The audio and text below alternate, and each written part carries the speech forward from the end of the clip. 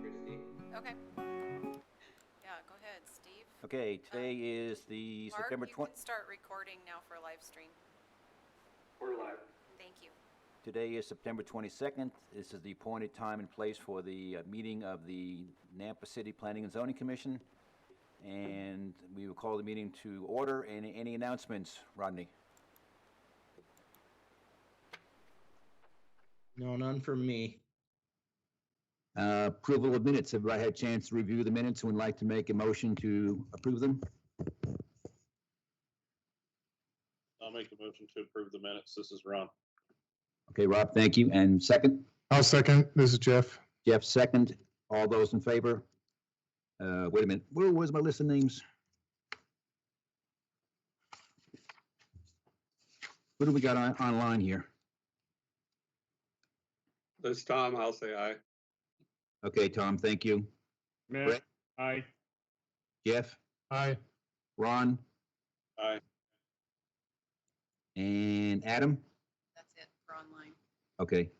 And Steve, aye. Also, the motion passes. And commissioners absent, we don't know yet. Let's see. So report on council actions.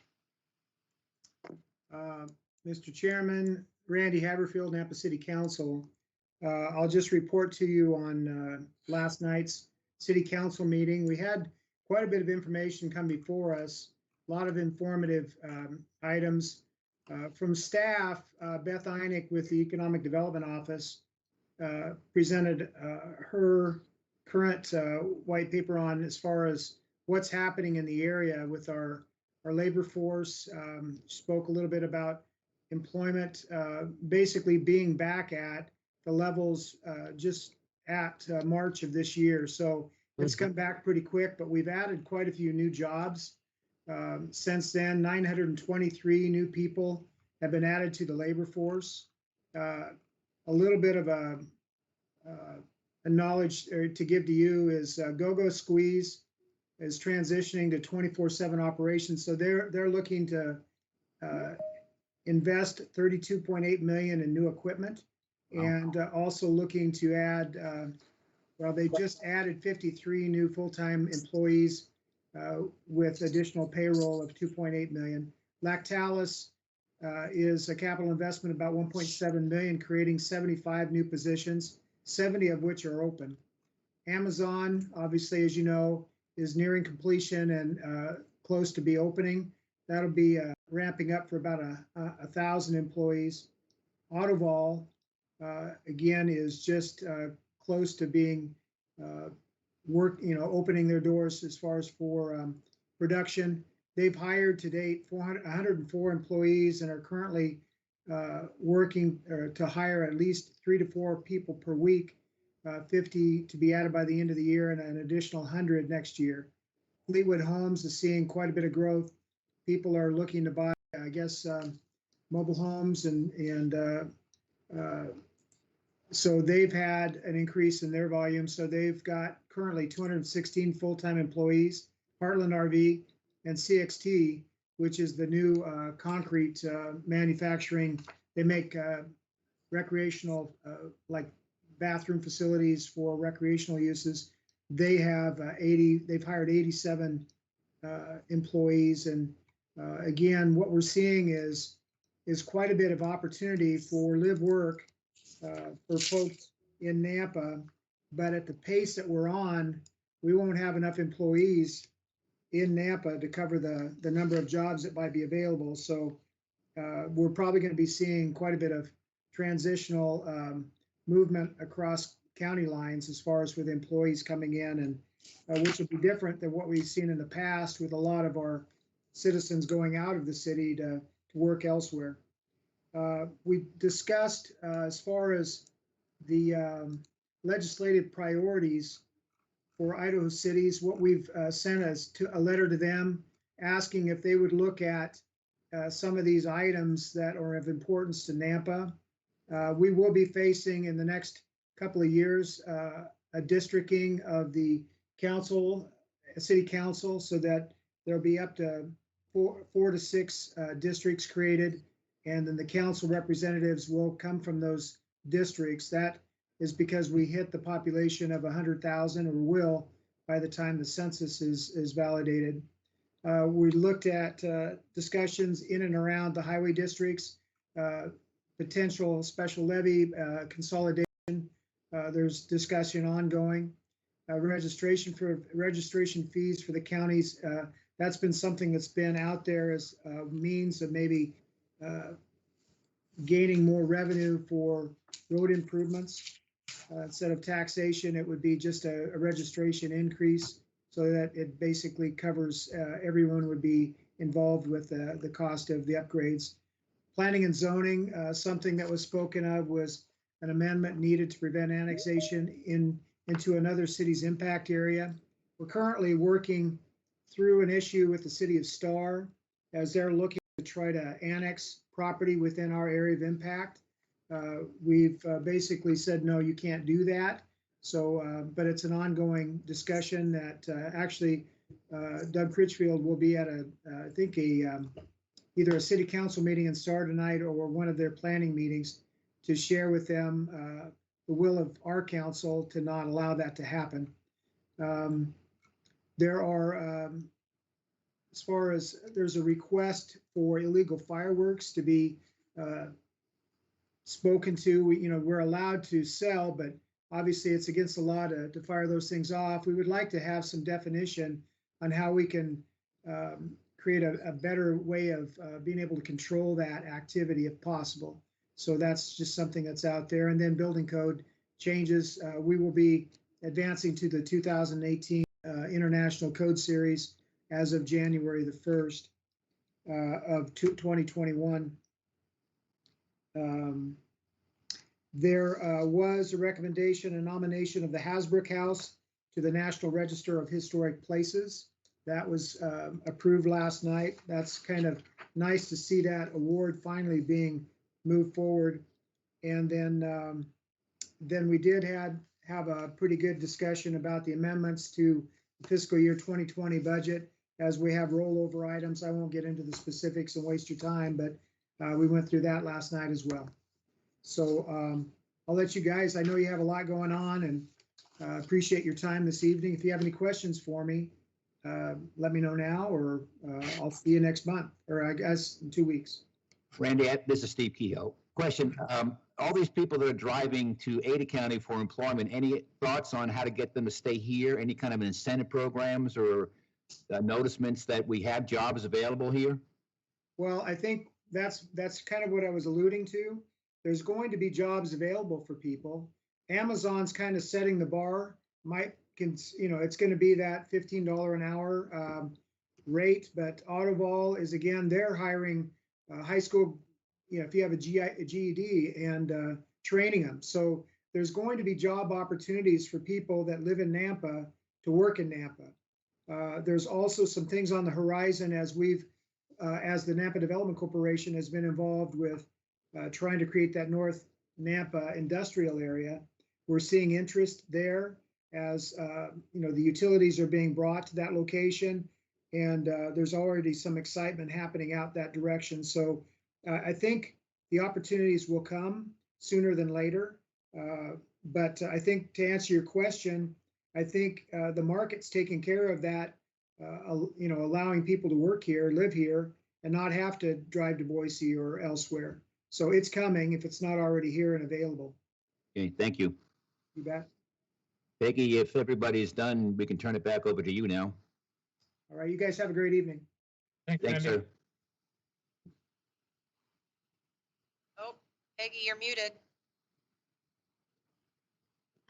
Peggy, we can't hear you. Okay, I can talk without my microphone on really well. Okay, sorry I'm late. I thought we were starting at 6:45. So what have you gone through so far, Steve? We're up to business items. You do the first business item. Okay, so the minutes are approved, and who is not here? I can only see Matt and Ron and you and Jeff. Tom's here. Didn't Michelle just check in a minute ago too? She did. So Brett is missing, I think, is the only one. If you're not here, raise your hand. So Michelle, I don't see her online at all, but okay. She is- Michelle is on, but I don't think Adam is though. Adam is I'm not- here. Yeah, I don't see Adam or Brett. Yeah. Peggy, Okay, did you hear that? Yes, we heard you. okay, so we got business items. Christie's up first for business item number 1. All right. Well, thank you, Madam Chair and Commissioners. The action requested from you tonight is a recommendation of approval or denial of the Meadowlark subdivision final plat. This project is comprised of 8.52 acres, proposed to be platted into 26 buildable lots and 4 common lots located on the north side of Roosevelt Avenue and west of Boundary. The property is located inside the city limits and is now zoned RS6 as the PUD was dropped. It is completely surrounded by RS6 zoned properties that are completely developed out. So as a little refresher, the property was annexed in 2006. A PUD and preliminary plat were approved in November of 2006, and the final plat was approved in 2007, but then expired. In March of this year, a vacation of easement was approved by City Council. In April, the CUP and preliminary plat for the townhome development that's before you tonight were approved. And in July, the ordinance to remove the previous PUD setting was recorded. The owners have complied with all of their entitlement requirements and conditions. The findings of fact in this case are that it is located within the city limits in an RS6 zone. It conforms to the approved preliminary plat layout, and it conforms to the applicable subdivision and zoning standards in the NAMPA code. So staff feels at this time that it is appropriate for the commission to recommend approval of the final plat for Meadowlark subdivision to City Council with the conditions as listed in the staff report and any others that you see fit to impose tonight. I will stand for any questions.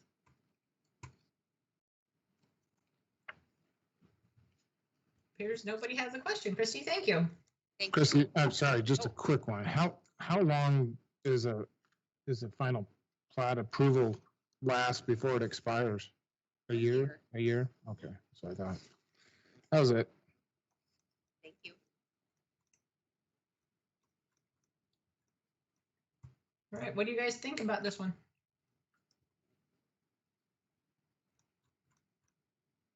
Well, they're working fast on the one down the street, so I think we need to hurry up and get this thing done so they can finish those houses. The owner would agree with you. So is that a motion you want to make, Steve? It was a motion that we approve the action for the final approval to Meadowlark subdivision, so on and so forth. Is there a second? So, I'll second it. Okay, motion by Steve, second by Tom to approve the final plat. All those in favor, Steve, Aye. Jeff, Aye. Michelle, Aye. Adam's still not here. And Brett. So we got Tom Aye. and Ron. Aye. Okay. Do we know? I'll say aye too. This is Matt. Hey, Matt, I'm copying my list and yeah, you weren't at the top of my list. Okay, so we're missing Adam and Brett unless somebody tells me otherwise. I'm not gonna call on them anymore. Okay, business item number 2. It's also Christie. Yes. So thank you again, Madam Chair and Commissioners. The requested action before you tonight is approval or denial of the Center Point RV Park preliminary plan layout. It comprises 7.58 acres, proposed to create 125 RV spaces, 13 visitor parking spaces, 2 RV registration pull-through spaces, and common lot area located at 304 East Carroll Street in Nampa, south of I-84 and east of Northside Boulevard. So just a refresher, the RV Park chapter in City Code outlines the process for the preliminary plat. The Planning and Zoning Commission shall review the plan to determine compliance with the regulations contained therein. In considering approval of the development, the commission shall, among other things, make sure that such development will be compatible with the surrounding area, which you did through the CUP process, that it will not produce a volume of traffic beyond the capacity of the surrounding street system, which engineering, I believe, has reviewed, that requirements for utilities, off-street parking, traffic circulation, and other public requirements will be adequately met, and that standards and the intent of this section shall be adequately complied with. The commission may require changes to be made to this preliminary plan before the final plan is submitted. They may also require additional yards or buffers or other improvements to be installed along with greater amounts of landscaping or parking spaces. Said changes may be imposed as conditions of approval where it is determined by the commission that such changes are necessary to ensure that the development will be compatible with adjoining uses. After this preliminary plan is approved, the applicant shall revise the plan according to the conditions, and then a final plan will come before you again to ensure compliance with those conditions. So this property is located inside the city limits and is zoned IL. It's bordered on the north, south, and west sides by light industrial zone properties and has BC zone property to the east. The comprehensive plan amendment was approved in on September 18th, 2017. The rezone to IL was also approved on September 18th, 2017. And a CUP was approved for the RV park use in June of 2019.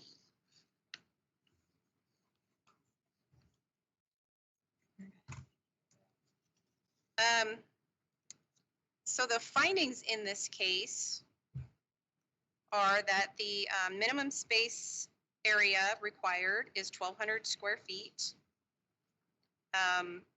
All of the spaces shown on the plans do exceed the 1,200 square feet in area, so the plan is deemed compliant. Space width and depth. Each space demonstrates the required lot and width depth, so the project is deemed compliant in that regard as well. The vehicle and visitor parking spaces, there is room in each space to provide parking for one vehicle, and the visitor parking spaces provided do meet the number required by code. So it is deemed compliant in that regard as well.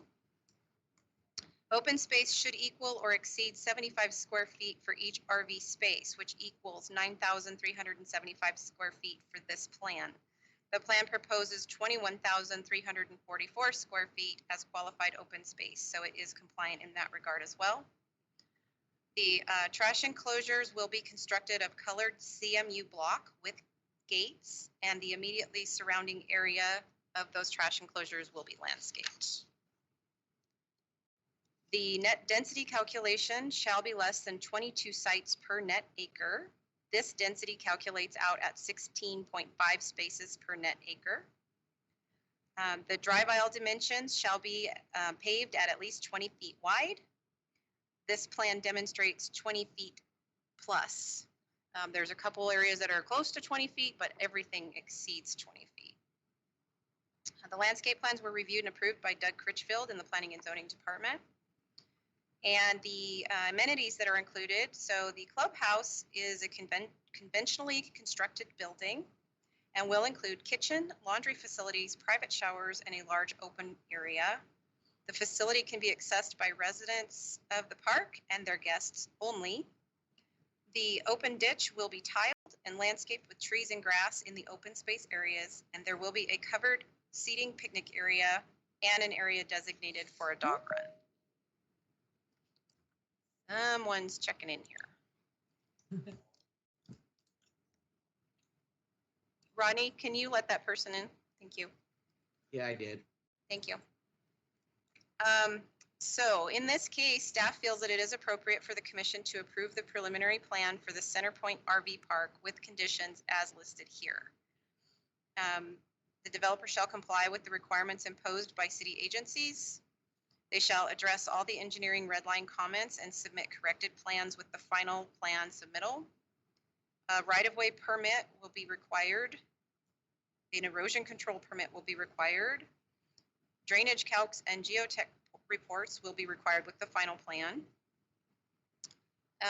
The engineer of record should be responsible for inspecting any on-site private drainage facilities, and they will be required to provide a letter to the Nampa Engineering Division before project closeout. Public utility easements will be required for any public utility made within the property. The Developer shall supply legal descriptions and easements to the city before the closeout of this plan. Provide public improvement quantities with final plan submittal per section 108 of the Nampa Engineering Development Process and Policy Manual for use in determining the inspection fees, and pay all the utility hookup fees at the time of building permit. So the only thing that will have a building permit is the clubhouse building. So before they issue a certificate of occupancy for that, the utility hookup fees for the entire park will have to be paid. So, and then any other conditions that you see fit to impose tonight. I will stand for any questions. Christie, this is Steve, for those that can't see me. All the slots or all the parking spaces are slanted or slotted, whatever you want to say, and except for the ones on Ann Street, they're straight in and straight out. So what could possibly turn into there and out of there that they don't need to be slanted? On Ann Street? At the top. Oh. On the, Yeah, right there. on the west side there.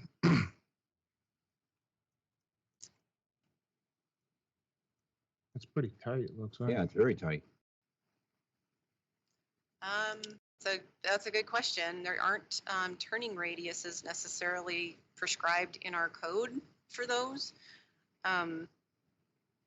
Caleb might be able to tell us if the width provided on our minimum width requirement would allow for them to back up and, back a travel trailer or something in there. I imagine those would be reserved for maybe smaller RVs that would be more maneuverable. Or maybe like motorhomes, small motorhomes. Yeah, that aren't separate from Right. a vehicle. That could be. Christie, this is Matt. Yes. Didn't they say that there's enough room on those slots for parking a car as well? They're required to have that, yes. So that, if you can fit an RV and a car on there, most likely there's enough turning radius in the actual lot itself that you can back it in. Okay. Does that I help? agree. But I don't know what we can do. I mean, it's their problem, I guess. But it just seems like they couldn't use them for what they intending them to be used as. It's only 20 feet wide.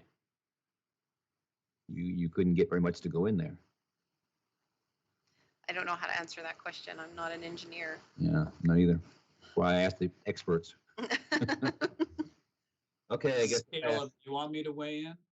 If you don't mind, Caleb, that would be great. Well, I think it becomes it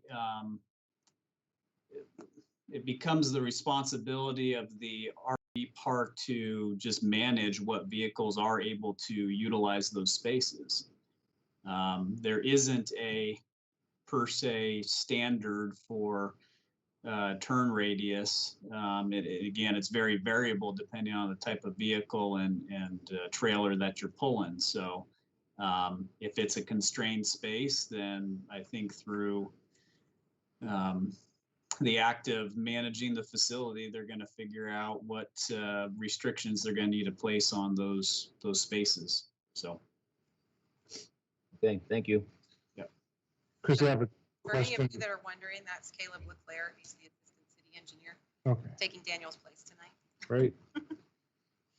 As far as, this is Jeff. So as far as landscaping, I'm just looking at that, there's that little horseshoe, I don't know what, little horseshoe neighborhood right there south of the park. What type of landscaping and trees? Is it a buffer? Is it a screen type of landscape that's going to screen those?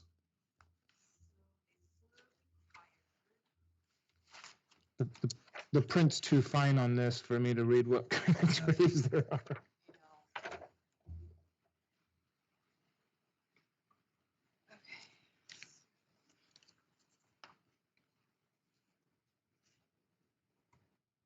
Says rainbow pillar Canadian serviceberry are the larger trees, and then there are some pines in there and some junipers in there. All right, so big enough to screen those homes from. Yeah, the and they're presence. Okay. clustered. Looks like they're clustered at the edges of the mobile homes that are in there, a little bit denser next to the actual structures, and then Yeah. they open up at the drive aisles.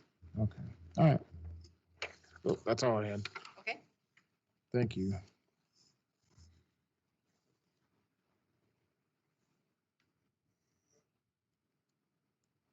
Any other questions for staff? Anybody want to make a motion?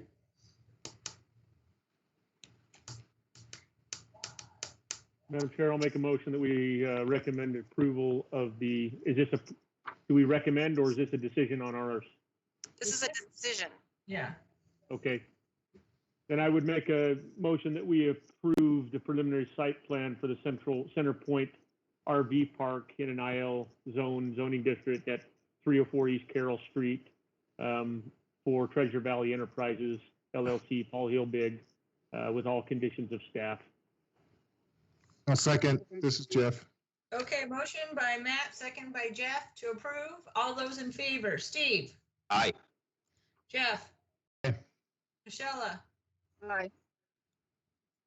Adam's not here. Brett, Aye. Tom, Aye. Ron, Aye. Matt. Aye. Okay, that is approved. Hey, business item number 3. Madam Chair, Yes, this is Rodney. I just recommend that we move to the public hearings. We have one applicant who is here waiting. And okay, it's 7 o'clock, and then we can come back to business items. sure. That's great. Public hearing number 1. Okay, Jacob is there in person? No, He's actually online.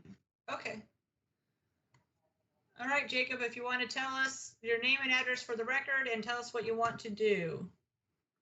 Yeah, my name is Jacob Blaser, and it's 1208 East Pennsylvania Place. And applying for a conditional use permit to operate a home gunsmithing business just out of my residence here. Well, that's pretty straightforward and simple. Okay. Let's go to Doug and hear what staff has to say.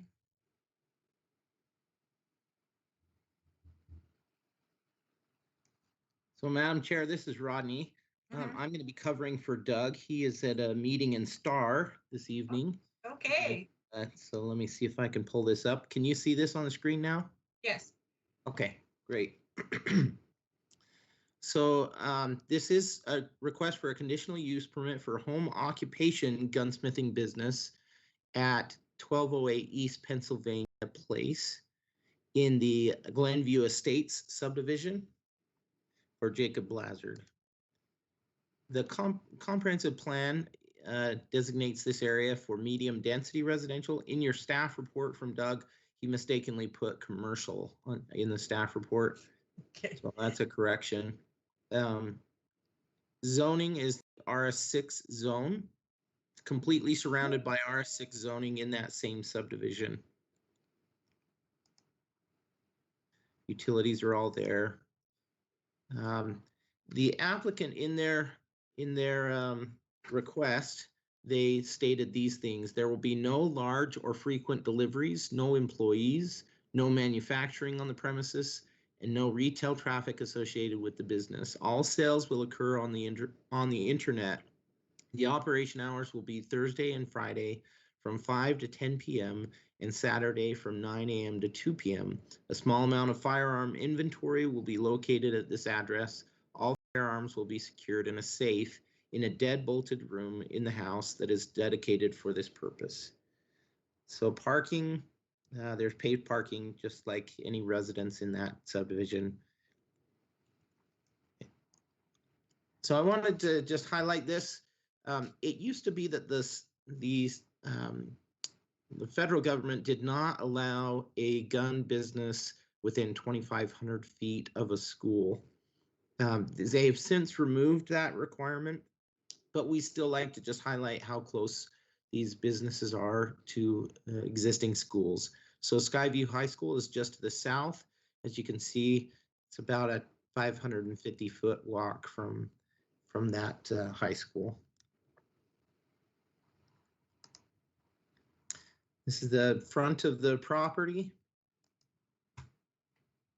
And then the applicable codes, these are pretty standard. We've reviewed these lots of times. Essentially, this states that the use would need to be compatible with and not adversely affect the livability or appropriate development of the surrounding neighborhood. And then Title 10, Chapter 1 sets forth the criteria for conducting home occupations. And in this situation, the owner lives in the home and operates the business in the home, so that would comply with those conditions. Correspondence, your typical standard response from building department that it needs to comply with Title 4. And then NAMPA Engineering Division provided no opposition and no conditions. So staff analysis from Doug, the location is in an RS6 zone. Pennsylvania Place is a cul-de-sac adjacent to South Chestnut Street. The area is residential in nature. It's 550 feet from Skyview High School. The proposed land will not involve direct manufacturing of firearms and primarily do internet sales. Other than pickup and delivery by courier, the business will be operated indoors. And finally, the requested home occupation gunsmithing business, internet sales is an eligible conditional use in an RS6 zone with the approval of the Planning and Zoning Commission. So these are the suggested conditions of approval. They are all in your staff report. I'm not going to highlight them, but they're pretty standard.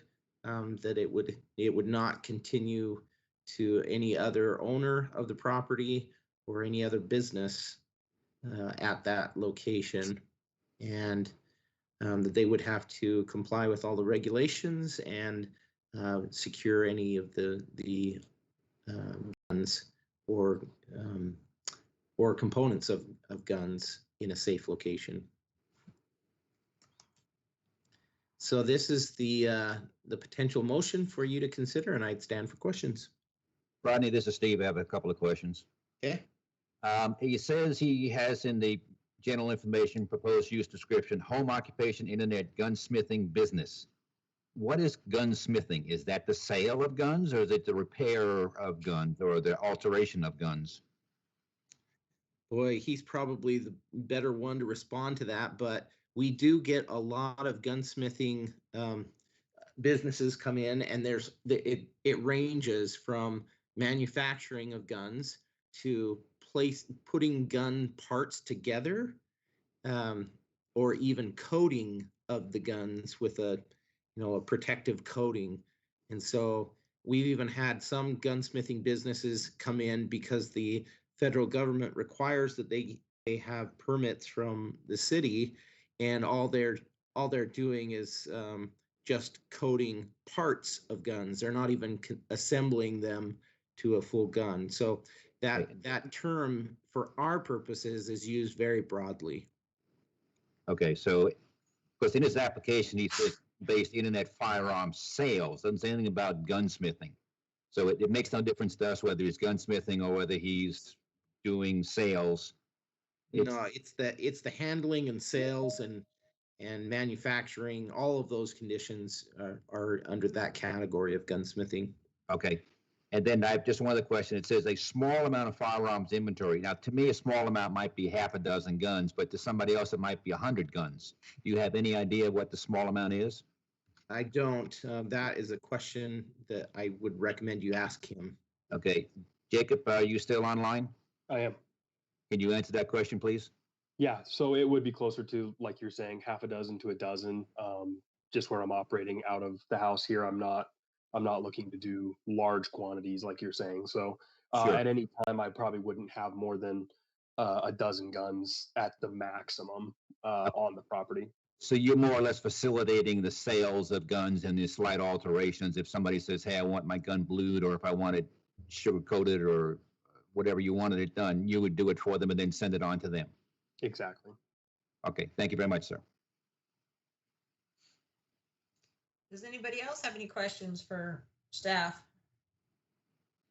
I have a question. Okay, Michelle. So is there any video surveillance cameras on the exterior of the home?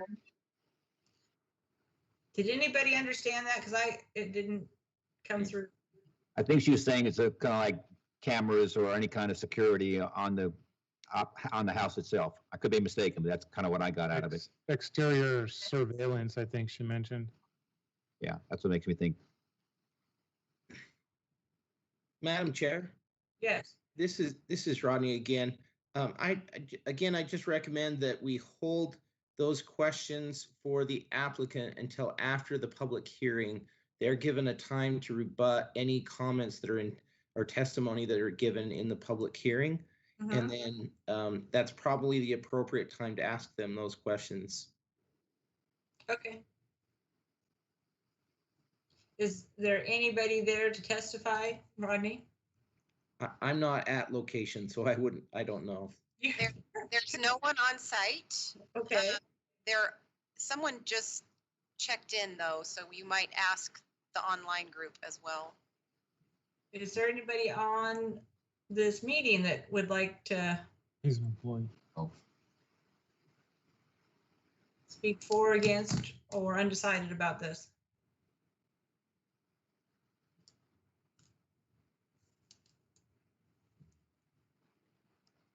Don't hear anybody. I would entertain a motion to close public hearing. So moved. This is Brett. Do I'll we have a- second. This is Jeff.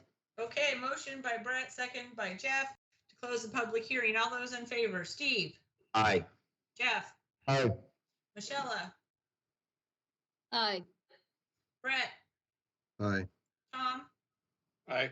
Ron, Aye. Matt. Aye. Okay, public hearing is closed. Okay, Jacob, we have some questions for you. What kind of security do you have at the property? So currently I don't have any like surveillance. It would just all be physical security. So there is currently a gun safe inside the office. I plan on, once I get approval, because I still have to get ATF approval once you guys give me approval, probably getting a larger safe that would be more secure even. And then a physical deadbolt on the door going into the separate office room, as well as a deadbolt to get into the house. So, at any time there will be 3 layers of security to get into a firearm. Everything gets stored there if it's not in use or being, having pictures taken or whatever. So at any time there will be 3 layers of deadbolts to get through. 2 layers of deadbolts in a safe.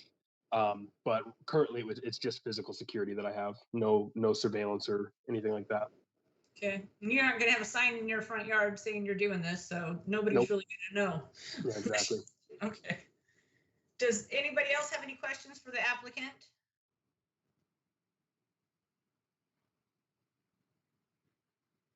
Okay. All right, guys, what do you want to do? I have one comment. Okay, So if you're able to hear me, I'm kind of very concerned about not having any kind of video surveillance. Sorry, I can't talk. Any kind of surveillance on the exterior of that house, whether people know there's a safe inside or not, but word of mouth spreads pretty fast, especially when it's related to gun sales or gun repairs. The word's going to be out. So I would recommend hopefully that the owner will reconsider having some kind of video. It does lower the cost of your homeowner's insurance if you get it, so it pays for itself. So it's not going to be any more cost to you, but that very much concerns me. well, we haven't required any other person that's gotten this permit to do that, so. That would be a whole new thing.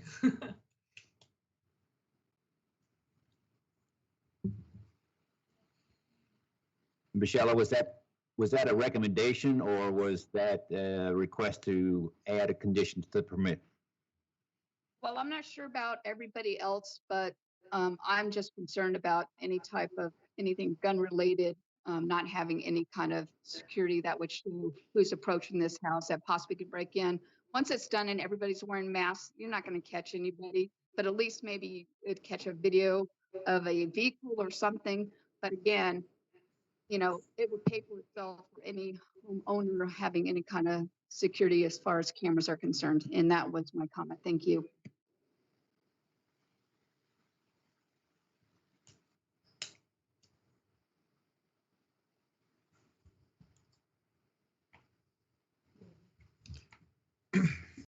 Madam Chair, I'll go ahead and make a motion that we grant the conditional use permit for home occupation gunsmithing business in an RS6 at 1208 East Pennsylvania Place for Jacob Lazard with all conditions. Second. Ron. Ron, okay.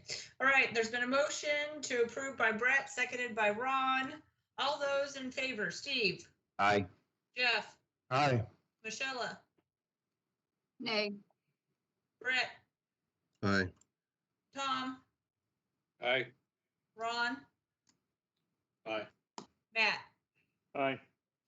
Okay, that is approved. All right, are we going on to the remainder of the public hearings or back to business items, Rodney? We could just continue on with the public hearings, I think, and then after public hearings are done, go back to business items. Okay, so public hearing item number 2 is all you, Rodney. Yes, it is. Okay. So, Madam Chair and Commissioners, this one is one that we've talked about for years to come. It's an amendment to Title 10, Chapter 34, Design Review, to basically just to add design review for multifamily developments. 3 to 4 unit buildings on a single lot are proposed to only require administrative approval, but greater than 4 units on a single property are proposed to require approval by the Building and Site Design Standards Committee.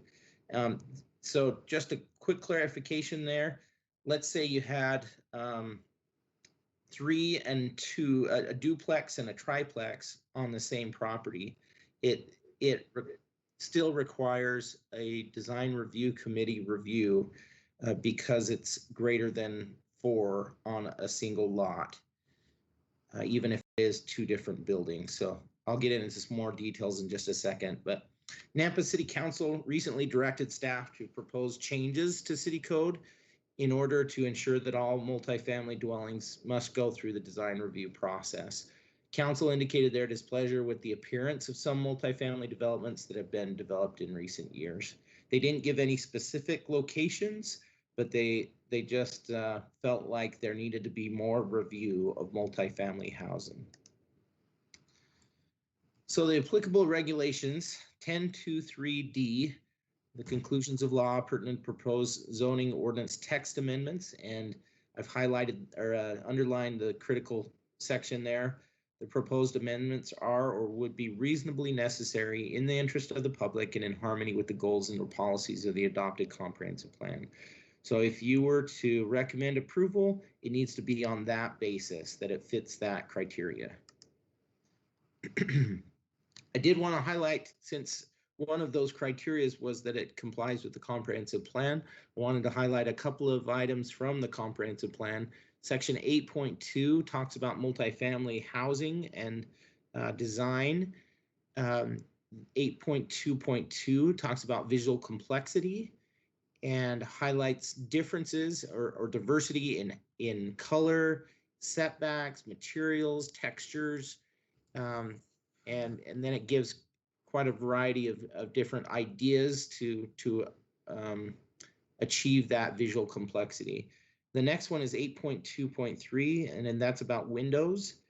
And it requests that multifamily housing provide a variety of window treatments for a building, and kind of highlights that there on the screen there. On residential professional buildings, provide inviting visual connections between the interior and the exterior of semi-public and public spaces while limiting exposure to private spaces. So again, kind of a focus on diversity and complexity.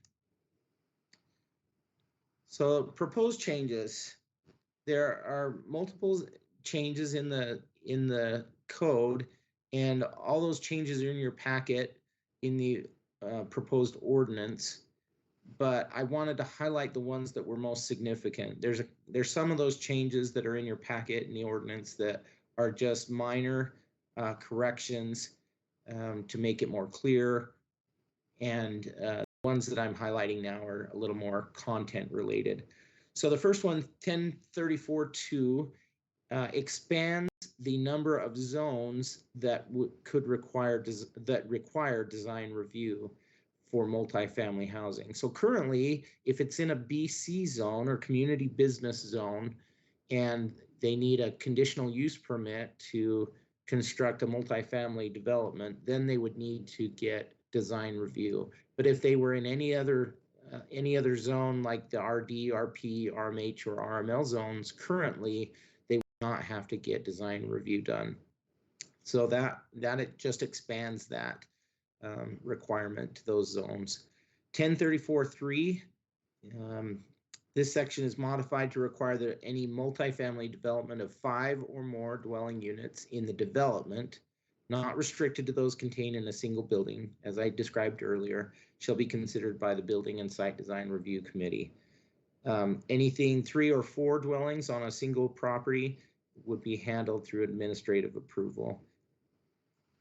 And then anything in the downtown historic zone would require Arts and Historic Preservation Commission recommendation first. 1034-5, I'll just read through this. Changes clarify that the scheduling a project before the Design Review Committee shall be done at the next available meeting instead of the next meeting. This wording implied that if an application was submitted a short time before the next committee meeting, it should be scheduled on that meeting agenda, even if staff review was impossible by that date. We have specific deadlines where we need a application in, and so the wording here was just a little bit misleading because it basically said if you turn in your application, it's going to go on the next meeting. And that just didn't work for anyone. And so this was to clarify that. 1034-6 reduces the administrative review from 30 to 15 days. We just didn't feel like that was necessary, the full 30 days. 1034-10A1 and then A, changes recommended to state that design review requirements shall apply to any wall that can be seen from the right-of-way, instead of just for any wall that can be seen from arterials and collectors, as it is right now. B states that removal of the required 25% minimum glazing for multifamily housing. We've found that as multifamily housing comes before the Design Review Committee, they're struggling to get that 25%. So they're getting closer to 20, 22% for multifamily housing. And primarily that's because of the need for privacy in multifamily housing. You know, that's a dwelling, not an office building. And so they need privacy. And so that 25% may be a little bit high. But the Design Review Committee, when they reviewed this yesterday, they recommended that on our gateway corridors that we remain at 25% as the requirement, and then that anything that came under that would need to get a waiver from them. So that was their recommendation. So moving on to A.2. Added a requirement for fencing to screen outdoor storage of equipment, storage facilities, and areas of the property not landscaped or left to gravel. It used to be that fencing could only be done under design review for screening trash receptacles. So we're expanding that, and we're requiring additional standards to create variety in colors and materials for fencing and walls. C is conditions were added for when landscaping should be considered as part of the review. And I think I have some details on that one on this next slide. So fencing shall be added, if you look at the underlined section, fencing shall be added to screen or secure outside storage of inventory, screen or secure storage facilities, and to screen areas of the property that are not landscaped or left to gravel. And then under the next little section there, we highlight some examples of how you might achieve the complexity or the diversity in fencing.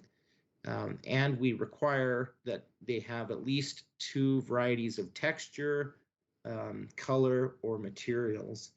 And then again, under halfway through that paragraph, we highlight some examples of how they might achieve these things. Wrought iron with finial. I can never pronounce that. Matt, maybe you'd be better at pronouncing that one for me. But finials, I assume. Yes, it is finials. Okay, thank you. Wrought iron with wood slats. We've seen some really nice fencing that accomplish that. And so anyway, just again, diversity, complexity. Landscaping is not required for review at the design review level unless it is used to screen trash enclosures and or mechanical units and to mitigate long walls. Multifamily structures with tall blank, I can't see my last slide there. I'm not sure why. With tall blank walls that encase a stairwell or in locations in relation to gateways in the city. So that's where landscaping could be considered as part of design review. And then we come to our correspondence. We've basically received no correspondence except for what I highlighted at the very bottom there. Yesterday, the design review committee recommended that in our gateway entrances into the city that we maintain that 25% glazing even for multifamily, and then they would get a waiver on a case-by-case basis. So here are the recommended findings. Those are in your staff report, and I would stand for questions. Rodney, question, this is Matt. Mm-hmm. So on some of these, like for instance, that fencing, it looks pretty restrictive. And I guess my question would be, if we were talking about like we're always talking about low income housing. And when you get these projects, like where a person is, or a developer is getting tax credits to build these things, because they're so hard to pencil out, I'm worried that maybe some of this stuff might get too restrictive, where a lot of these projects that might be done as part of a low-income housing, that it might be too restrictive for the developer to actually pencil it out. Sure. Madam Chair, and I think that, did you say Matt? Was that Yeah. Matt? Yeah. I see what you're saying. I would point out that this is only applicable where you're screening your trash receptacles, or you're screening areas of the property that are not being utilized. So they're only gravel or whatever. So in a lot of cases, you're going to have a property and they're going to develop it out. They're going to put parking and landscaping, and really there's not going to be that requirement for fencing. And so you wouldn't run into that extra expense because you're utilizing the entire property. I would also point out that really the requirements for diversity and or variety in fencing can easily be done through 2 different colors. You could have 2 different colors of fence, or even just 2 materials. It doesn't necessarily have to be wood and iron, wrought iron. It could be 2 types of wood, different decorative type textures. And so I think there are ways to still keep it lower cost. It's just trying to create diversity. And again, just maybe texture or colors, I would think that you could do that fairly cheap. Rodney, this is Steve. Could you do, you mentioned boards. Could you do horizontal boards and vertical boards? Would that count that way? Well, I would say that you probably need some kind of texture change or color change if you were to do that. Okay, thank you. Rodney, this is Jeff. Just looking at the appeals of these decisions, would it be possible, and I don't know if you're the person that would answer this, but kind of going back to what Matt was saying, one of the issues, or one of the reasons for an appeal to be granted, I guess, is that unreasonable economic hardship. Do you think that might fall into play with somebody building a low-income housing that may not have the funds to get all those design review recommendations in there? I mean, I guess I'm looking at, is that an avenue for somebody maybe to go through if it's too much for them? Well, they can always appeal to city council. That is, they can always appeal a decision. So yes, that's always available to them, and they can go that route if they feel it's, onerous. But All right. but city council is the one that are directing us to take a little more interest and a closer look at the design of these multifamily housing developments. So I think that shows the goal or the will of council that they'd like to have a little better aesthetics for these multifamily housing developments. Okay. Rodney, Yes. so the fencing itself, if that's what we're talking about being onerous, doesn't necessarily apply to multifamily. Mhm. Because the multifamily projects that we've seen come before us don't even really propose any. They have some perimeter fencing sometimes if they're against a canal or something, but not generally anything you can see from the right of way. The fencing that we're kind of trying to focus on here is where you've got a commercial building that has inventory or an area around the building that they don't want to pave, and so they want to keep it gravel and they want to put up a fence. What we're trying to eliminate is them putting up a chain link fence in the middle of our design review district. And so we're trying to kind of bring that standard up a little bit so that they have to put a little more thought into the fencing that they're putting around their inventory. Right. Thanks, Christy. But beyond just seeing if there's any design elements of the building itself that needs to be changed that would create that quote unquote economic hardship. I appreciate that there's an avenue to address that to city council, that appeal avenue. So. Okay. Yeah, that is written. I don't think that's changing. Good. Well, I think, Rodney and Christy, this is Matt again. I think I wasn't necessarily just talking specifically about the fencing, but even some of the other items that we're talking about, like architecturally, where you're saying push and pull the face and create different roof elements and things like that. Most of the reason why you see those, get stripped down is because they're trying to, value engineer the project.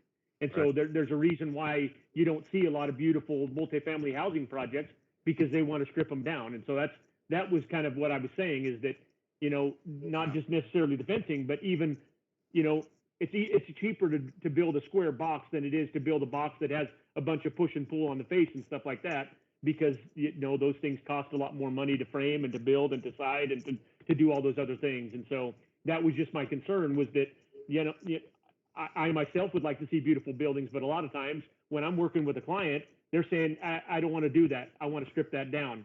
And they want to go back to a square box because it's cheaper. And so I think everybody wants to see beautiful buildings, but not everybody wants to pay for them. And that's kind of the problem, where if we're trying to mandate this, that might be a little bit onerous. Yeah. Madam Chair. But I get it. I know what you're saying. Yeah, I understand your perspective there as well. I think it kind of falls back on the developers and the property owners to make their case before the design review committee, and point out the challenges of having all of these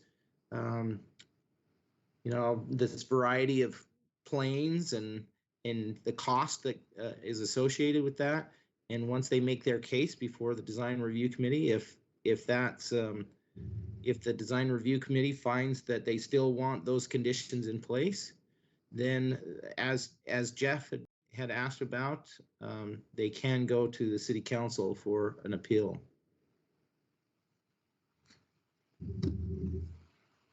I- Chair, Tom. Go ahead.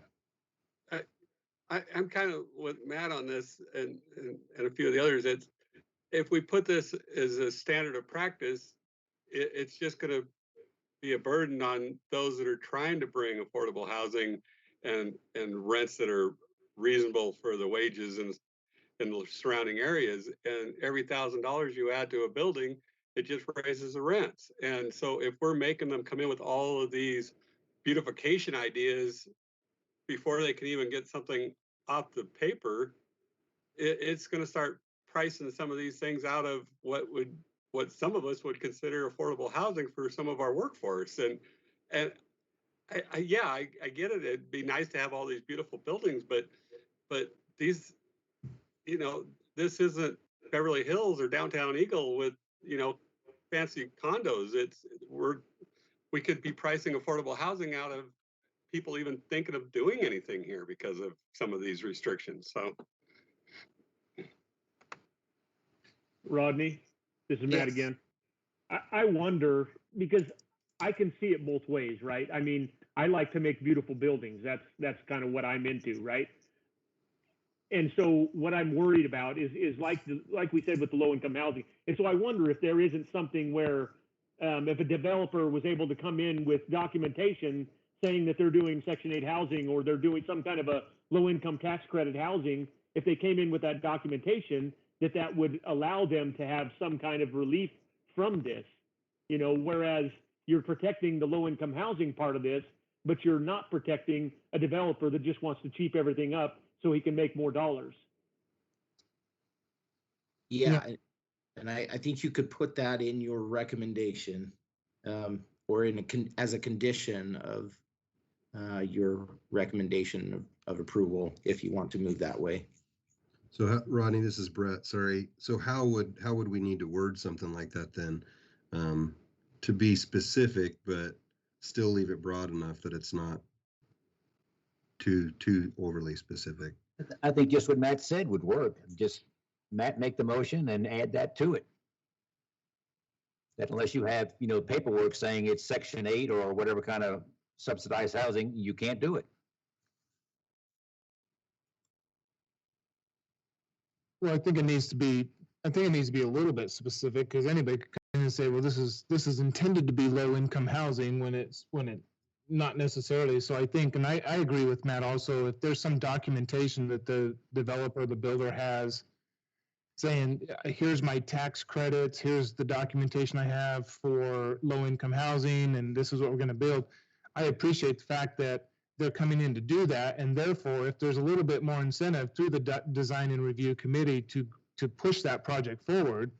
But I love to see beautiful buildings too, and I always think as I'm driving around Nampa, it'd be nice to see more of a variety of nice buildings. But then again, you can't exclude those developers that want to come in and build that affordable housing too. So I wonder if there is a way we can put an exemption into this ordinance that would allow for that. How that's worded, I don't know how that might be. That's for the attorney to put in.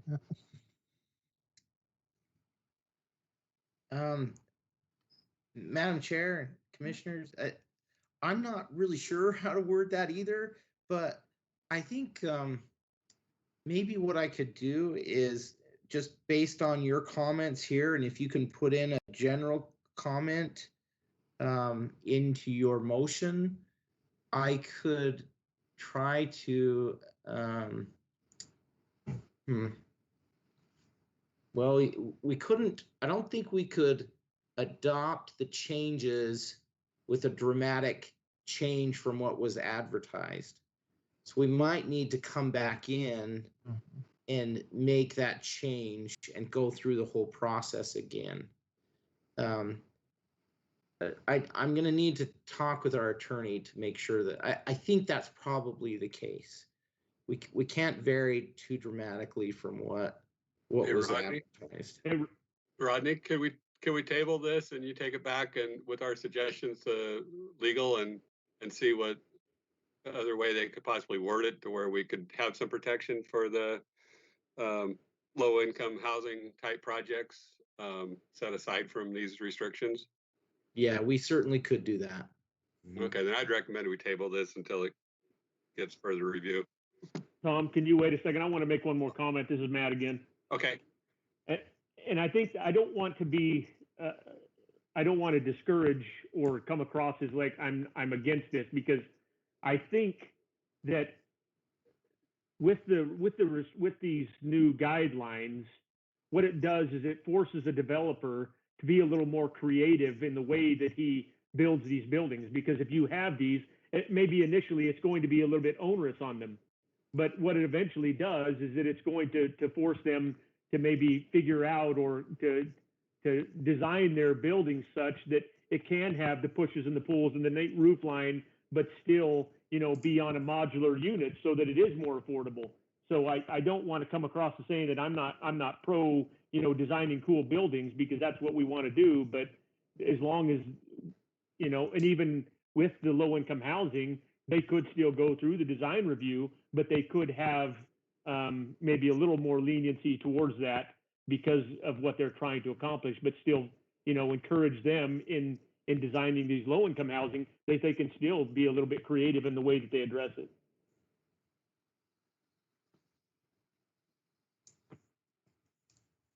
So Rodney, we need to have a motion to table the item, and then we can address this after you get clarification.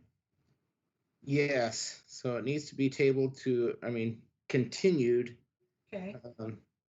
to a date certain. This is Ron. Is there anybody there or online that wants to, from the public, that wants to say anything about this, or? Not that I can see. Okay.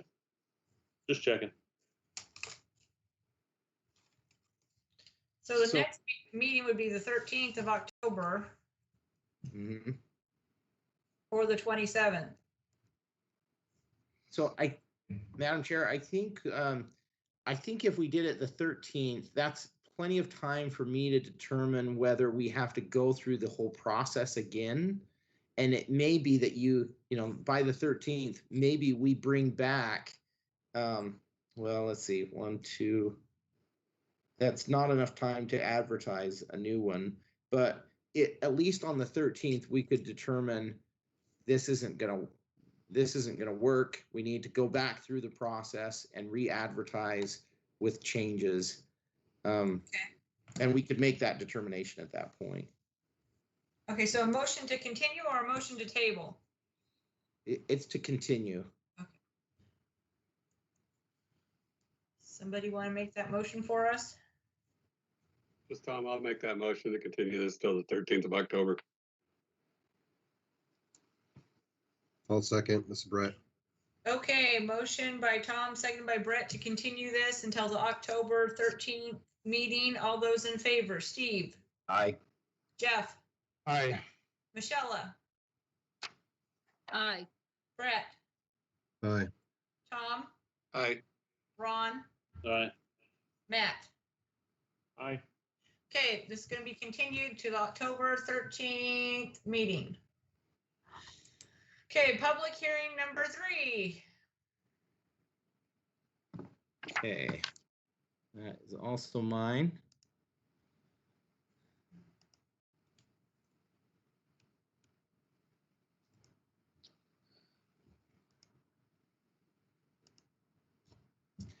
So this is another fun one. You've seen this one before, or at least similar ones. As I've mentioned to you in the past, we took your recommendations for storage units onto City Council. They did approve the 2,500-foot buffer, but they directed staff to come back with additional restrictions on storage unit developments. And I'll highlight each of those. This is really long and it's too wordy, so I'll just go into each one of the proposed ordinances. So they each need to be voted on in a different motion because there's 4 different ordinances that are being brought before you for recommendations to City Council. We've gone over this as well, so I'm not going to go into detail on the planning and zoning history, but I might just jump down to the bottom there. City Council approved 2,500 foot buffer and directed staff to bring ordinances that would, that for storage developments to allow,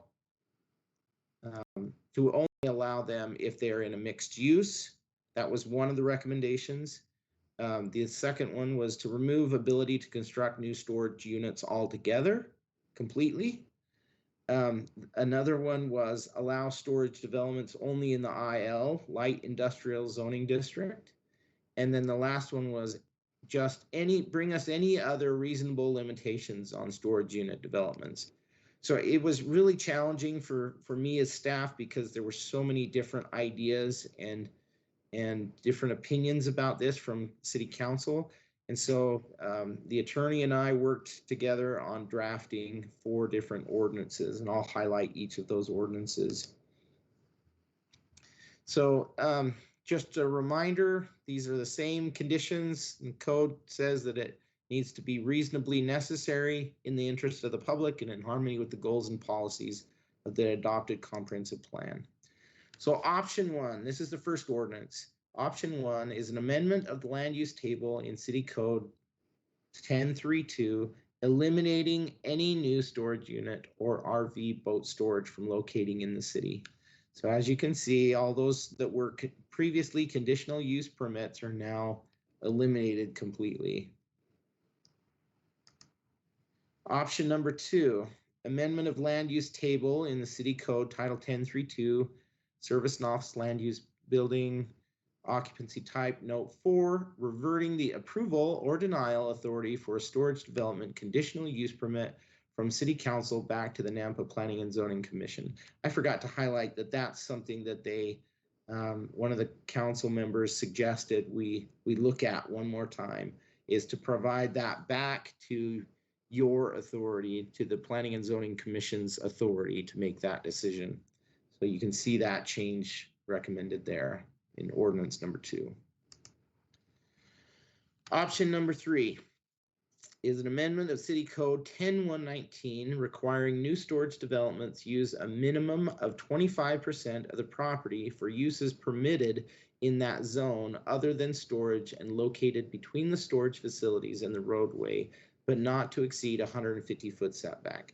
So this is wordy and a little bit confusing, so I tried to draw up some diagrams to help us with this.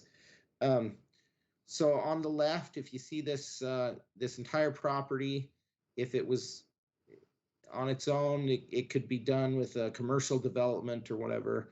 But if it's done with storage unit, then 25% of the property must be done something other than storage units and that complies with the underlying zone.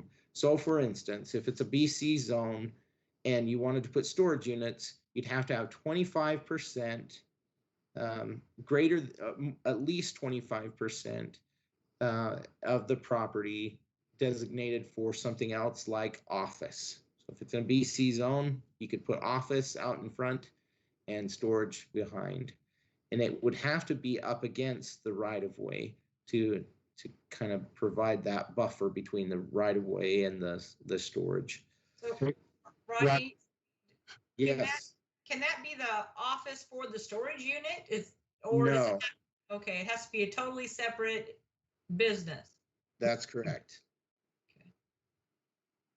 Was that the only question? I thought I heard somebody else. Well, that was the question I was gonna ask, so. Okay. All right, so then the other scenario though is if you had a really, really large property. So if it's greater, if the property is greater than or equal to 750 feet in depth, then 25% may be reduced. So you don't have to meet that 25%. But it may not, exceed 150 feet back from right of way, that requirement. So you couldn't, as the commission, you couldn't say, all right, we want you, since we're not doing 25%, let's say we'll give you 20%, but it's going to go back 200 feet from the right of way. You couldn't do that. You could only say you have to go a maximum of 150 feet back from the right of way. So again, that's just enough to have another like retail, commercial, office building out in front on the property. That doesn't mean that they can't do more. It's just that we couldn't require them to do more than that 150 feet back if they are large, really large property like the 750 feet deep. So I have another question, Rodney. Okay. So with this, nobody can do a storage unit without having another business in front of it now? Is that what? So that's what option 3 is talking about, because the council, one council member recommended that if we do storage units, if we allow storage units, let's do it with a mixed use component only. So that then you buffer it from the view of the public right of way. So that's what this option is only done in mixed use development. I like that. Okay. Okay. So Rodney, sorry, this is Jeff. Do they have to put anything there or can they just leave it in grass and landscape? So that was the other condition. They do actually have to put something there. It has to be done with a mixed use component. Okay. All right, so option 4 was amendment of City Code Title 1032, the land use table there, eliminating any new storage unit or RV boat storage from locating in the city of Nampa boundaries except in the IL zone with the approval of a conditional use permit. So we eliminated all those Cs under all the other zones, but left the C with a conditional use permit on under IL. So just for clarity, I want to make this clear. You could adopt option 2, or you could recommend adoption of option 2 and option 4.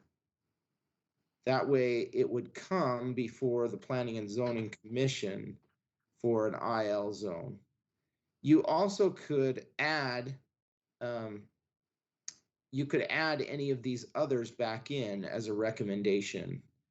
So you couldn't expand it beyond what was originally there. So for instance, you couldn't add it to the RS zone, that they could do it in the RS zone, but you could eliminate some of these from being excluded. So you could say it could go in the IP, the GB2 zone, the GB1 zone. That is up to you, up to the commission for consideration. So we received no comments. Engineering just wrote an email stating they had no comment. So, Rodney, this is Steve. yes. I have a comment. If I'm a developer and I'm looking at 25 acres that are county property right now, could I annex that property into the city as IL and then build my storage unit? Right now? No, in the future. With any of these? If you adopted option 4, if the city council adopted option 4? Yes. Yes, correct, but you would still need a conditional use permit. Correct, but at least I could, so if somebody's, if the city grows and there's no storage units half a mile beyond city limits now, and it's annexed into the city, I would have the right to build a storage unit if I had annexed it into the city as IL in the beginning. Correct, yeah, anywhere you have, I believe I understand what you're saying, because, so if there's 25 acres out in the county, it's Right. next to or it's contiguous to city property, you annex it in, you zone it IL, you get a conditional use permit for storage units, yes, you could do it under option 4. You could do that. All right, that what's going to happen as we get bigger and people go further out, there's not going to be any IL unless we make it that way at the beginning. Correct, yeah. So we need to have some avenue so they can build storage units if they need them 6 miles outside of town now. So let me just clarify, it would also have to match our future land use map. So we've identified areas in our future land use map that are for industrial. We Right. don't have it as heavy industrial or light industrial anymore. We just say industrial. Right. So as long as they annexed in an area that was identified as industrial on our comprehensive plan, future land use map, yes. it Okay, could- all right. I just wanted to have an avenue to put more units if we needed them. So I've placed the possible motions before you for recommendation onto city council and would stand for any more questions that you have. I Can have, you- go ahead, Tom. Sorry, Rodney, you said we got to do each of these individually. We do. Mhm. So if we'd elected to only go with number 2 and shoot down the other 4, what's that going to do? Well, it would be a recommendation to have Planning and Zoning Commission approve the conditional use permits for storage units in their current status, you know, and you can see the current status. If you looked at all of these that have been crossed out, those are all the locations that those conditional use permits would come before you currently. And I think there's more than just industrial zones that they fit in. I'm not too excited about forcing somebody to put in office buildings out in front of their storage units just so they can be hidden just because some people don't like to see them. I think that's kind of ridiculous and burdensome on somebody that's trying to develop a storage unit. But I think we have to have a few more places than just strictly industrial for them, because our industrial zones, even future land use plan map, is pretty limited. Mhm. So, Madam Chair, Mhm. I better make sure I'm clear on this then. I think what you're getting at, Tom, is that under number 1, amendment of amendment of land use table 1032, you eliminate any new storage units in any of the zones. What you could do is you could change that to say, except for the following zones. And you could add those zones back in, as long as you're not adding some in these areas where there's no C. Correct. So it'd almost be better if we were thinking of doing that as a group to go with 2 and 4 and put back in all those, or at least the majority of them, or some of them, Right. and go with 2 and 4 and vote down 1 and 3, basically. Exactly. I gotta tell you, I'm totally against number 1. I think that's just asinine to even consider that one, but that's just me. So, Hey, okay, Tom, Peggy, yes. this is Matt. Sorry. For me, I think that they're going to continue to push us to do these things unless we can kind of find somewhere to meet them in the middle. I'm inclined to say, give me 2 and 3 and eliminate 1 and 4, you know, because I know that they don't want to see them, obviously, you know, and so to put 2 and 3 in there, maybe that is a happy medium where we can say, okay, yeah, we can still do the storage units where, you know, people would want to put them as long as they can kind of screen them.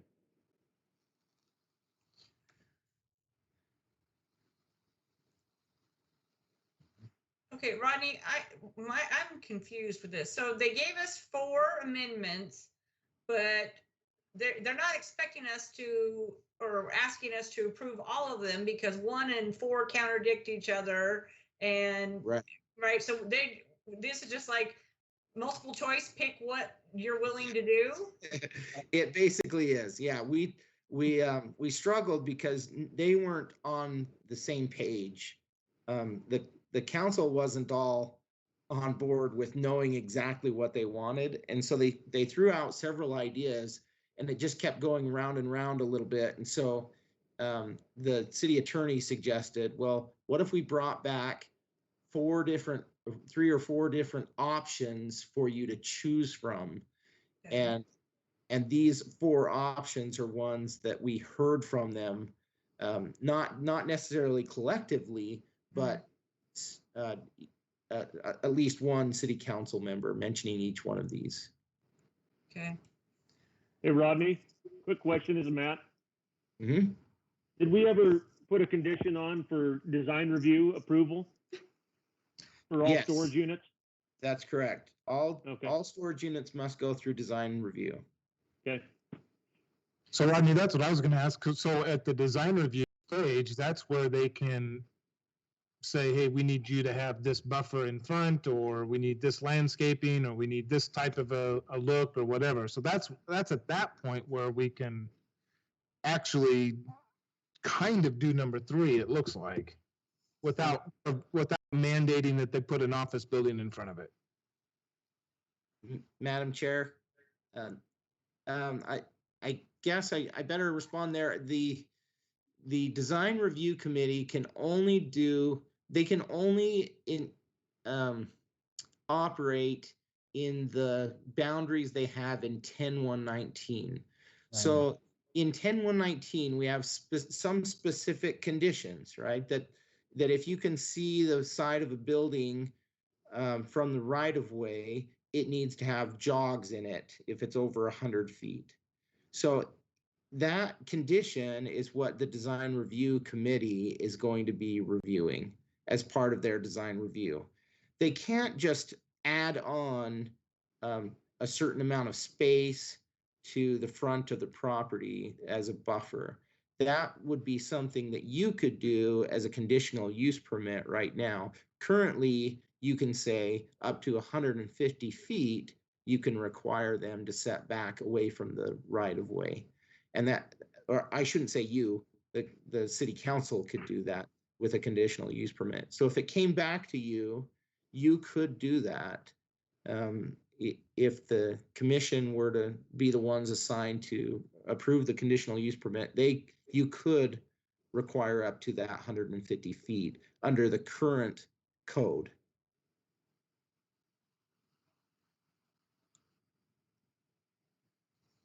Did I confuse you, or does that? No, I was just thinking, but even in option 2, we could still do that because it would revert back to the planning and zoning commission if that was, Correct. if that recommendation was approved. That's correct. Madam Chair, I kind of, I see where you're going with it, Rodney, and and I kind of agree with that too. I think in order to make anything happen here, we've got to give and take a little bit.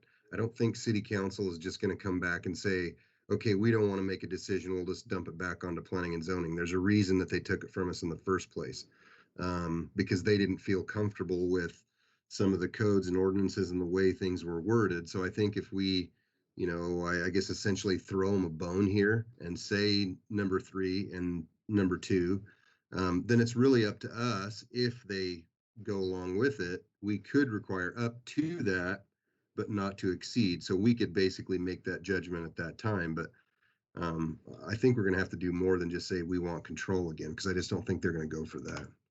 Yeah, but number 3 is a minimum of 25%. We don't have any way of lowering that. If that goes through, it'd be a minimum of 25%. And you take a quarter of a property for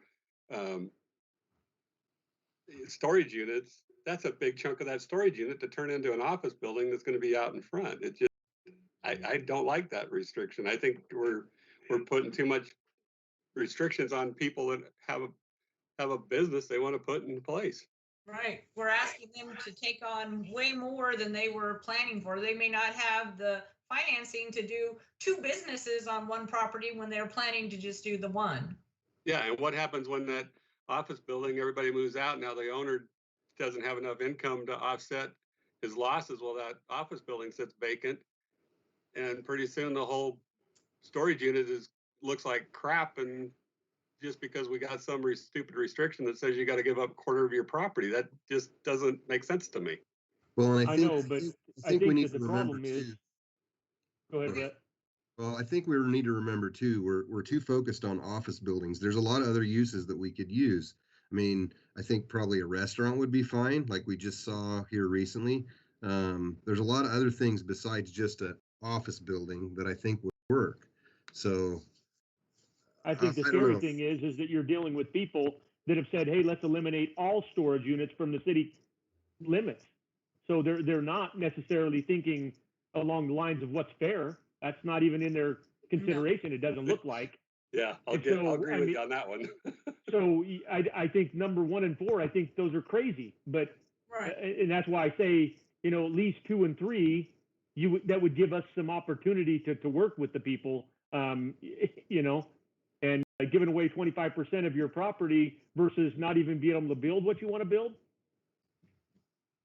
And and when you were saying, Tom, like the amount of IL that we're going to have to be able to put these things in is so restrictive. I mean, who's going to want to put their stuff in a storage unit that's, you know, clear on the other side of town in an Yeah. industrial district? I mean, it's crazy.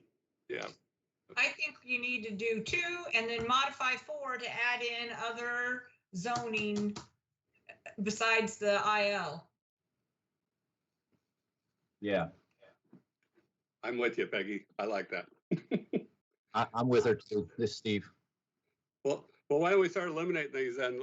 I would make a motion that we veto item number 1 or idea number 1. I think that one's just totally ludicrous. So recommend denial. Well, Okay, we prob- So Tom made the motion and who seconded to? Matt? Okay, Matt. So Tom made the motion, Matt seconded to, Don't we have to like open and close the public hearing? Oh, sorry. Yes. yeah. Okay. I'll make the motion, we close the public hearing if there's no. Actually, Madam Chair, Uh-huh. Hold on. oh, I'm sorry. You were right. Go ahead, Ron. I apologize. Oh, no, that's okay. I was just gonna say, if there's nobody in the audience or at home that wants to chime in, I would make a motion, we close the public hearing. This is Second. Jeff. I'll second. Okay, motion by Ron, second by Brett. Did I get that right?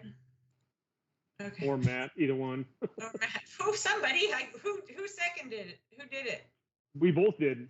Either Oh. one. Okay, well, I'm giving it to Brett. That's good. Okay, to close public hearing, all those in favor, Steve, Aye.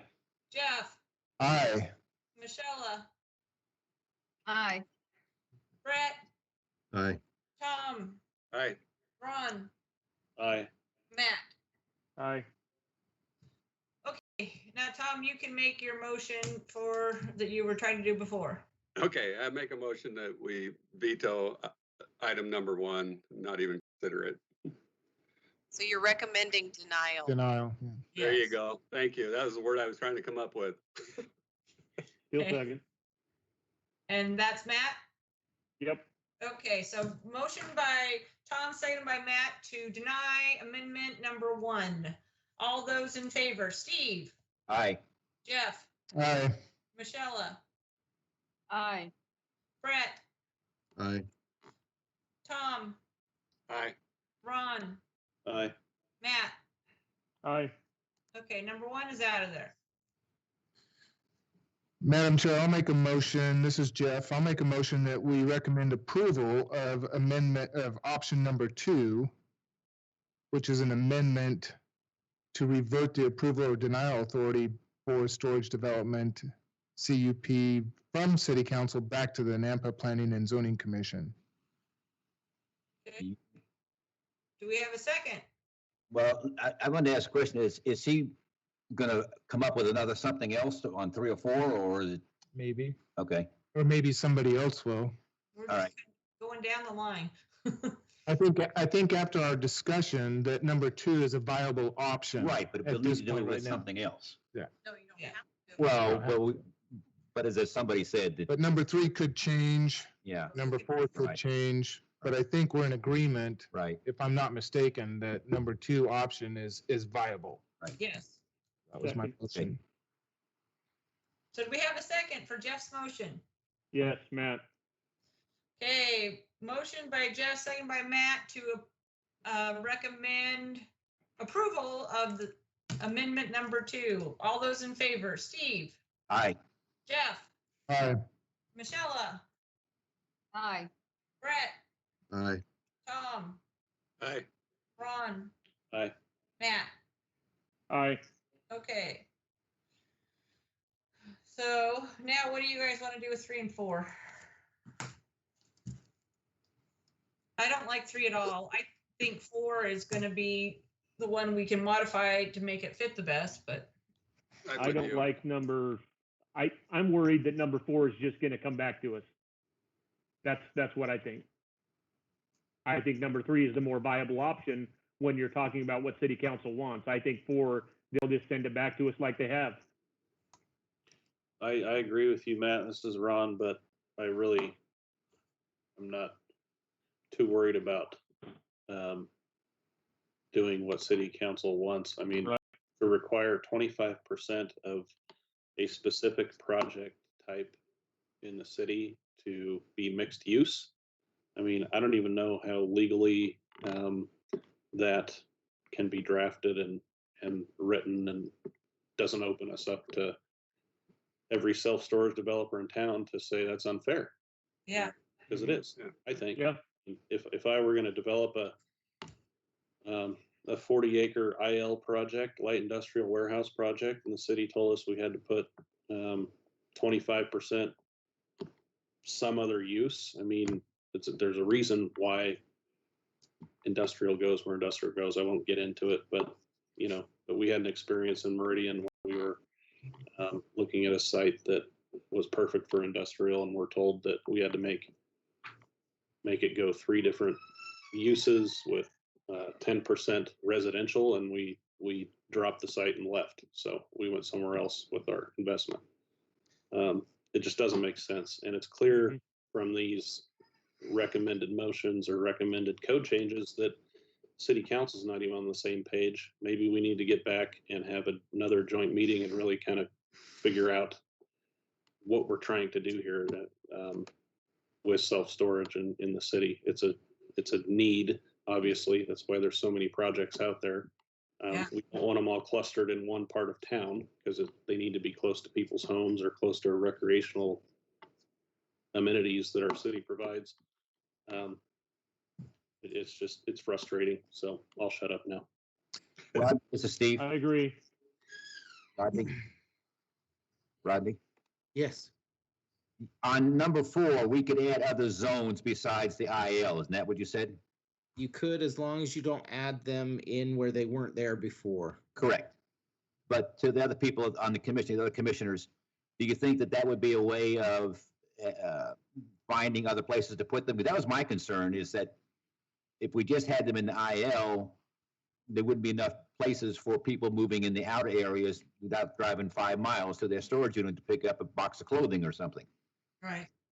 I think the crazy thing is, Steve, is that they're already there. That's the whole point, is they're already allowed in those areas, and the city council saying we don't want them in those areas. Well, so if we say we're just going to leave them there, are they just going to accept that and say, okay, that's fine, we'll leave them? Okay, or are they just going to come back and tell us to take them away? But there was like 6 or 7 additional zones, so maybe we just added it to 1 or 2 additional zones besides the IL. So they can't go just any place. Mm-hmm. What would you think about that, Rodney? Would that be viable that way? Well, I think it's a compromise. Well, keep out the RP and put in BC and BN and maybe GB. Yeah, something like that. Do we want to So I'll make a make a- motion on number 3? Are we all agreed that that's going away? Yeah, I'll make a motion to deny option number 3. I'll second. It's Ron. Okay, motion by Tom, seconded by Ron to deny amendment number 3 of the city code. All those in favor, Steve, Aye. Jeff, Aye. Michelle, Aye. Brett, Aye. Tom, Aye. Ron, Aye. Matt. Aye. Okay, so option 4 is our only one left. Madam Chair? Yes. This is Rob. I just wanted to make one clarification. I don't think it's that critical, but I wanted to make sure that we knew there's a distinction in our code between warehousing and storage units. So this is not regarding industrial warehousing. It is only for storage units. Okay, This would be public storage units. right.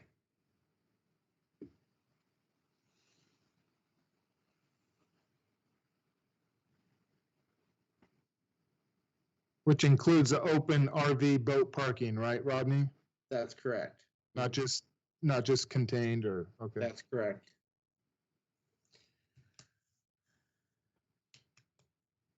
So what do you guys want to do with Amendment 4?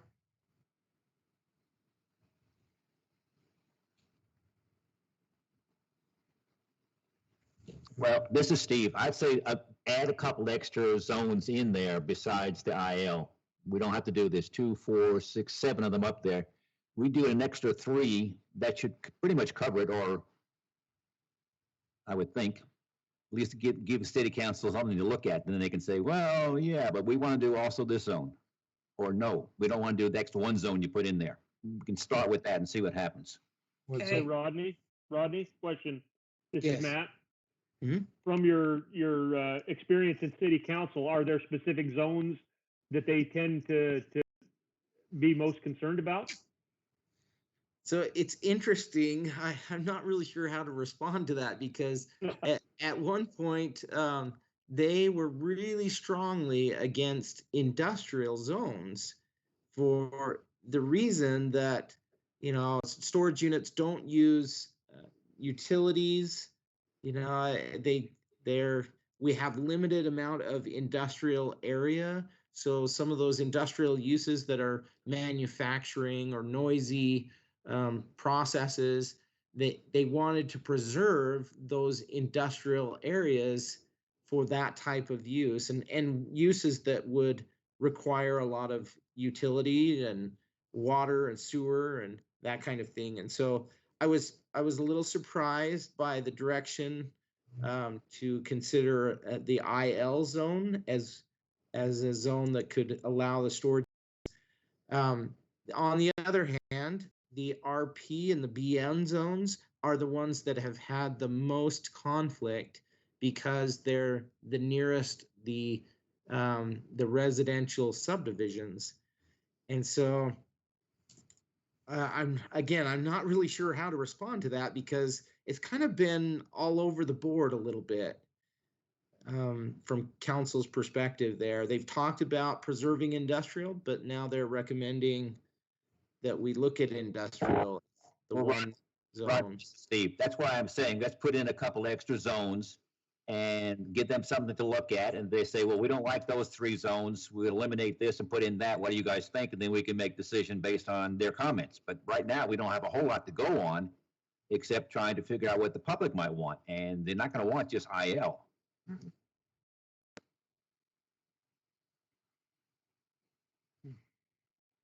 Yeah, what were those ones you listed, Peggy? BC, what was the other 2? Neighborhood business, community business, and gateway.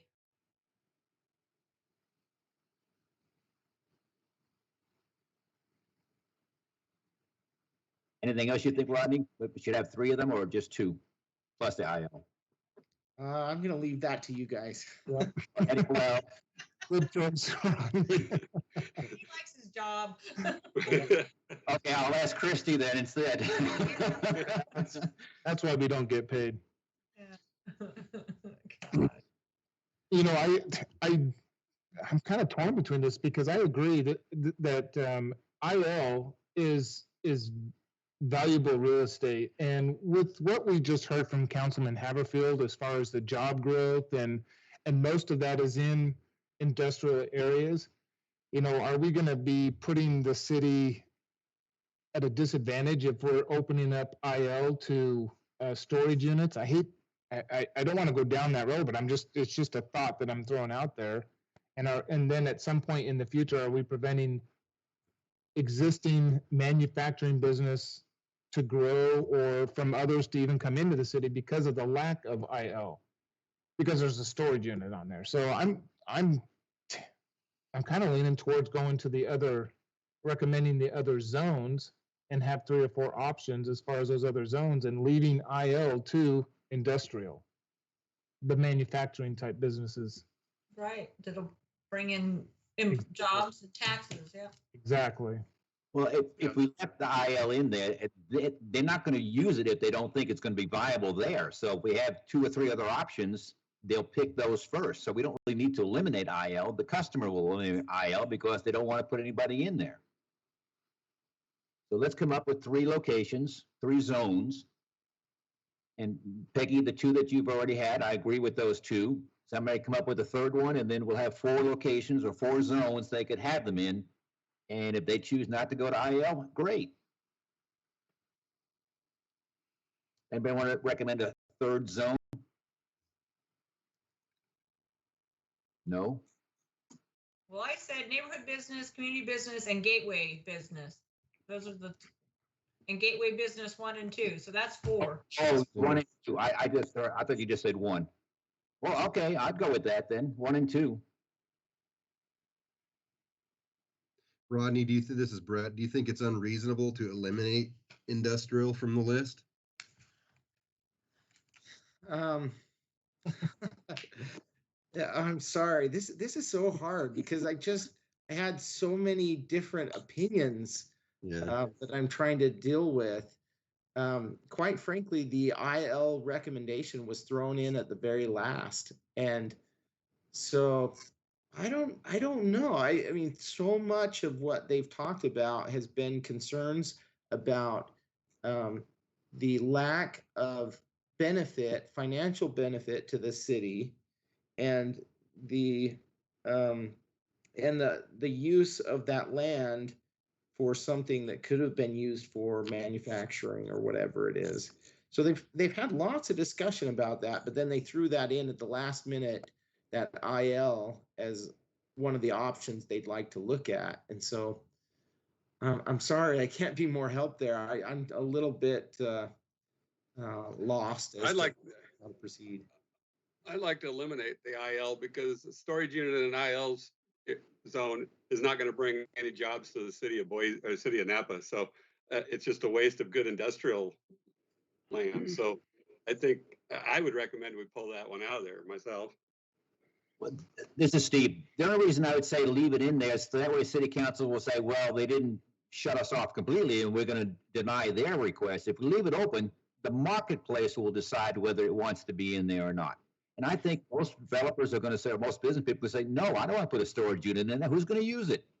So I think it'll eliminate itself. We don't really need to do anything. It'll appease city council, and it will be something that nobody wants to use anyway. If we use the GB 1 and 2 and the BC. That's a good point, Steve. I agree.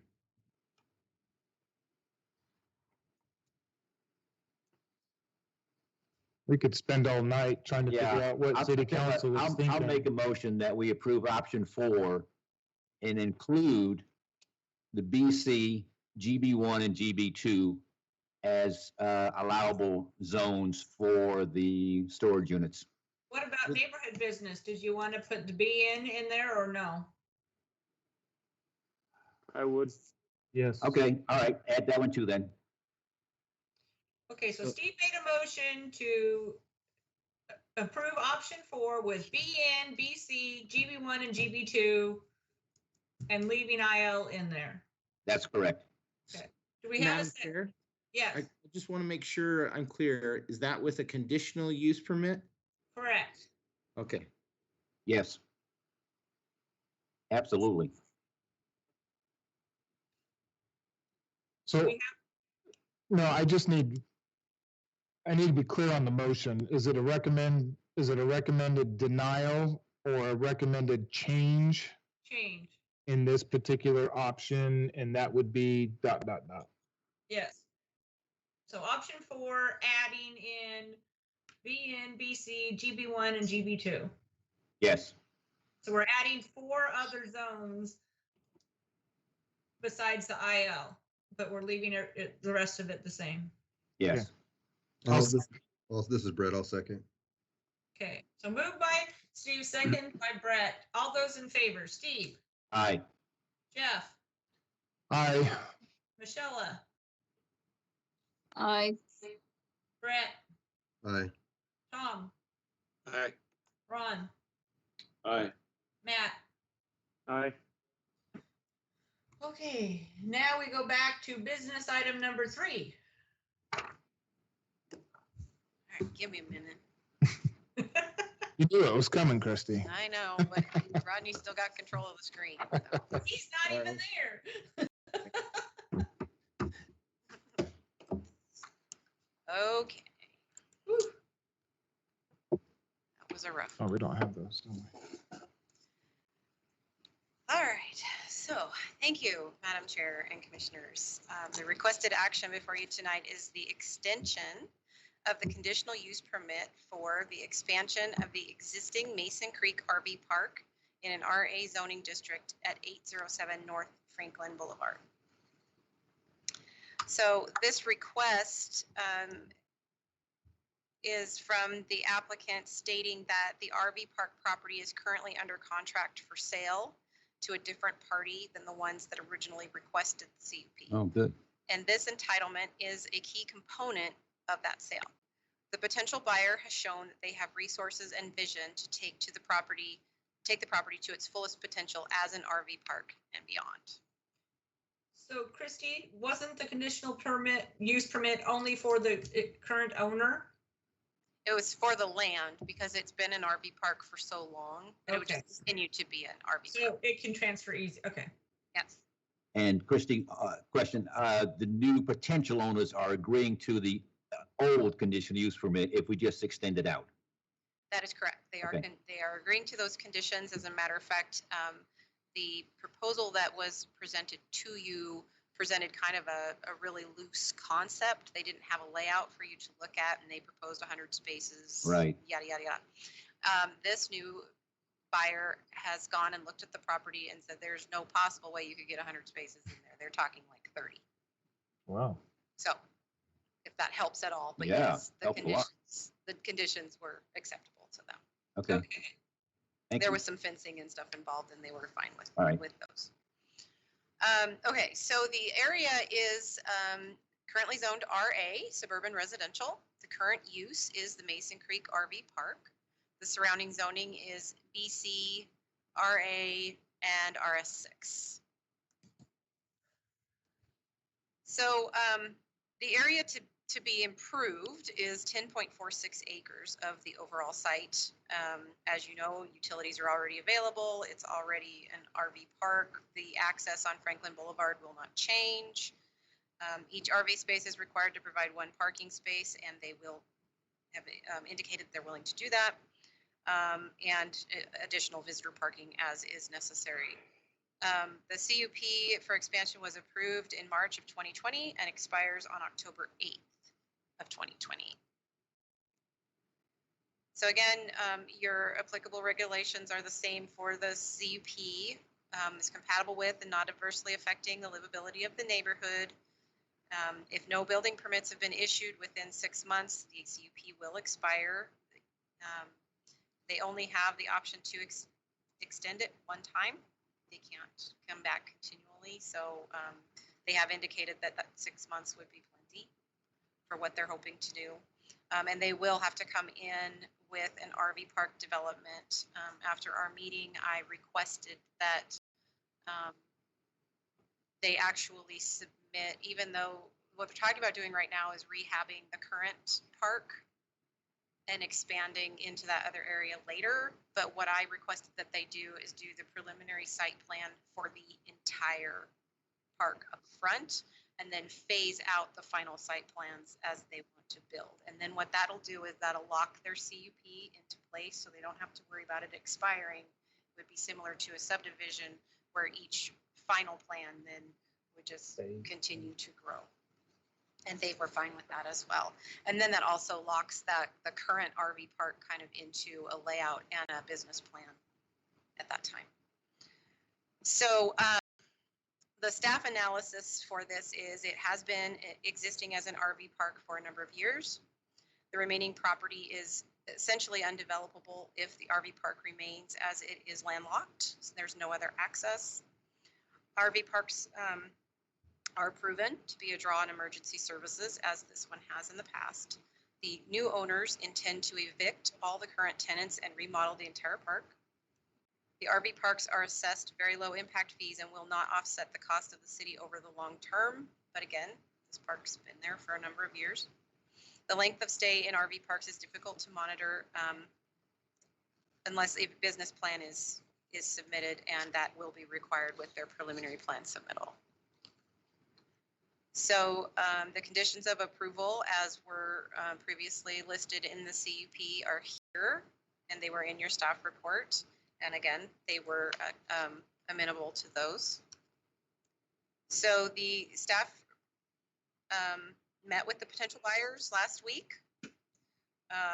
Sounds like they intend to make sweeping improvements of the property. So it is staff's recommendation to approve the owner's request for extension of this CUP to keep the project moving forward in an efficient manner, rather than having it expire and causing them to come back again for the same request. So I will stand for any questions. I got a weird question. This is Jeff. Hold it then. Well, you know, with the pandemic and COVID and everything, everything changes so much. I don't even know if this is in effect, but evictions.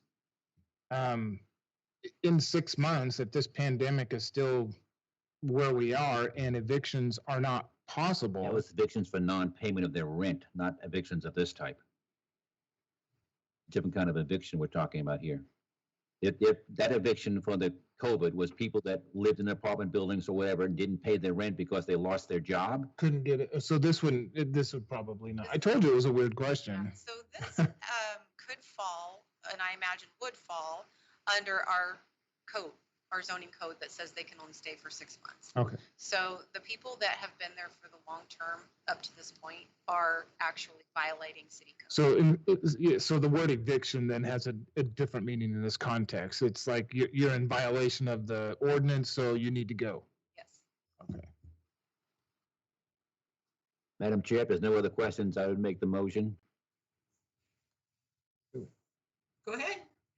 that we approve the CUP for Mason Creek Park, CUP 172-20 Extension. extension. Yeah, well, yeah, I'm sorry.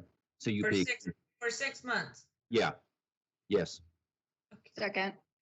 Okay, motion by Steve, second by Michelle to approve the conditional use permit extension for 6 months. All those in favor, Steve, Aye. Jeff, Aye. Michelle, Aye. Brett, Aye. Tom, Aye. Ron. Aye. Matt. Aye. Okay, we got one more business item.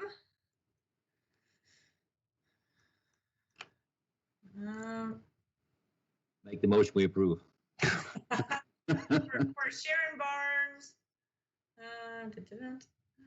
They want to extend their conditional use permit as well. Christy, are you doing this one too? No, I think Rodney's doing this one. Okay. I hope Rodney's doing this one. Right to left. I can. Yeah. Let me, I'll just place the request on the screen. It's pretty simple. Let's see, I think it's here. Yep. So they're requesting a conditional use permit extension.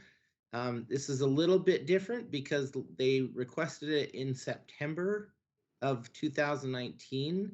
We're obviously past that 6-month period, but they went to pull their building permits and found out their conditional use permit had expired. So they're pretty much ready to move forward. I can go over the project. I've got the original presentation for the project on the screen here. But if you need any of that, I can go through it. But essentially, it's to extend it. The official date of the CUP was the 9th of October of 2019. And so you would just be extending it for until the 9th of October, 2020. Works for me. That's the only thing that's holding them up from putting a shovel in the ground? Exactly. And you can read there, it said with the many approvals that we had to get from the irrigation district. It just took so a little long. bit longer, and I believe they were actually unaware that there was a 6-month expiration date. Makes sense. Madam Chair, I'll make a motion that we approve the conditional use permit extension for the duplex at 1718, 1724 West Iowa with condition, well, it's a conditional use permit. I'll second that, Steve. Okay, To motion October by, 9th, 2020. Yes, thank you, Ron, till October 9th, 2020, or Matt, sorry. Yeah, I was gonna say, yeah. Okay. Okay, motion by Jeff, second by Steve to extend the conditional use permit till October 9th, 2020. All those in favor, Steve, Aye. Jeff, Aye. Michelle, Aye. Brett, Aye. Tom, Aye. Ron. Aye. Matt. Aye. Okay. That's it, I think, right? We covered them all now? Jumping back and forth? Hey, Rodney, I have a question. It's Ron. Yes. And I guess it may be just a quick discussion with everybody. Is there interest in sitting down with council again to hammer out all the storage unit stuff, or from the commission, or do you guys feel that that's going to be worth the time? So the attorney and I talked about that in length. I was feeling like both the council and the commission were on just such different pages, on storage units, that I was worried that it would not be productive. But I am happy to organize that and get a workshop together if you feel it would be productive. I mean, it feels like as a commission, we're kind of all pretty closely aligned and on the same page just as a body. And council just seems like they have one end of the spectrum and 180 degrees the opposite direction. I don't know if we can hammer all that out in one meeting. I think they need to align themselves, and I don't know how they do that, or how we all, as the Planning and Zoning Commission, kind of agree. And it's weird. It doesn't make a lot of sense. And I think going back and forth in public hearing just confuses the public when they're getting letters sent out to them, and it's like, oh, yeah, I mean, if I was a self-storage developer and got that notice of public hearing in the city of Nampa, I'd be like, what in the heck is going on? It just makes us kind of look like we don't know what we're doing. So, yeah, I'll probably get a phone call or two, but I'm okay. I guess. I would be. I just want to move forward and not come back to arguing about storage units every month or 2 months. Right. And it seems like they wanted the decision, and then they got it, and then they had all these requests, and they're like, we don't want the decision anymore. Let's go back and give it to planning and zoning, but put so many restrictions on them that how are we going to approve a self-storage unit anyway? Yeah. If we agreed to all those amendments to the code. This is Steve. I agree that a meeting would be beneficial, but we just did a lot tonight. Let's let it fly by them and see if they agree or disagree. And if they disagree, then let's ask for the meeting, the joint meeting. But if they approve everything we did tonight, then what do we need to talk about storage units? Well, I think it's still beneficial to have that conversation because we're talking about the IL zone. And I think that's kind of the biggest issue right now is, does the city council now recommending, or are they kind of thinking about putting storage units in industrial areas? And that wasn't the case before. So Ron's absolutely right. They've done a 180-degree turn. Every storage unit, not just storage units in IL. And so that's just weirder.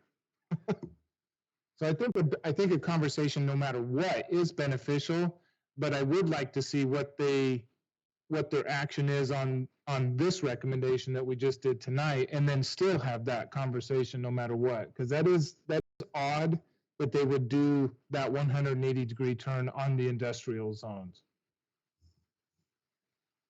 And again, we don't know whether they will approve that yet or not, right? It was just a recommendation. Who knows what's going to happen? Right? But it was still completely different than what from before. So it is, and just remember too, we've had a council change in January. There was a little different take on things right before the change, and now it just seems to be a lot farther to the one side. So I am a little worried though about a workshop, because I don't know how to approach it to make it productive.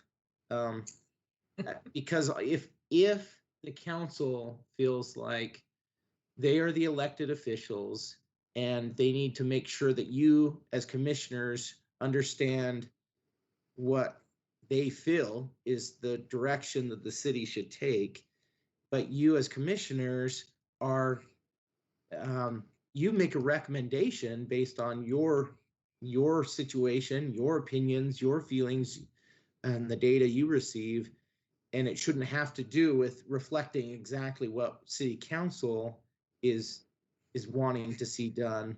You know, if we're at that kind of polar opposites, I just worry about how to conduct that meeting so that it is productive. But we're not elected officials. We're following city code and zoning. That is what we do. We don't have any leeway just to say, oh, we're going to improve it, even though it's against the code or against zoning. You know, we are locked in. That's true. So we A don't conditional use permit, though, I would say that a conditional use permit does have some subjective criteria for approving. So right. If half the city comes in and hates it, we're going to weigh that differently than if nobody shows up and testifies. Well, there's your angle as far as having that meeting, is that you look at, you know, commission wants to know, the Planning and Zoning Commission would like to really know where the council does sit as far as this issue is concerned, because we have the CUP and we have a little bit of leeway with the CUP process, but not knowing where they're coming from because it's changed. I think that's where the conversation would be beneficial. And it's not that we want to continue to, you know, butt heads with the city council, because they are an elected body, and therefore we would like to know and become more aligned with what their wishes are. So I think that's really the conversation. Okay. I think should happen. It's not to like go at each other and say, here's what we think, you know. It's like, we want to know, because there's been a drastic change. It seems like maybe it's with the different commission or the different council members that have come on board or not. I don't know, but that's, I think, where we ought to have that conversation. Yeah, I just think the way it came back to us through public hearing and amendments to the code is confusing, and the public, I mean, I don't know if that's the appropriate way to do it, Rodney. Then maybe I'm naive, but it would, I think, if they didn't like what we sent back to them, rather than just do it through the public process, why don't we all get together and get aligned so we can agree on something, and then, you know, I mean, I don't even know how many people there are, 14 of us ish, 15-ish, can be on the same page and know where we're going. It doesn't mean everybody has to agree with 100% of everything, because that's not what happens. I mean, sure. Well, and quite frankly, that would be helpful for staff as well to know clearly, hey, this is how we feel about these situations. I feel like I'm getting. You're in the worst position, because a developer comes in and, hey, I want to do a self-storage project. Well, good luck. Yeah, exactly. We don't want you to say go to Meridian. We don't want that at all. No. And I think furthermore, this is in the best interest of the city, is really to find out where the direction is set by city council in this particular issue. So, you know, I'm all for it, Ron. I'm completely for a conversation. Well, that's really good feedback, and I'll take that to the mayor. She has actually talked about it as well and just said, maybe we should do this. And so I will encourage her that we do that. Absolutely. Just keep us posted. All right, take your time. Thank you. Bye, guys. All right. Good night. Everybody.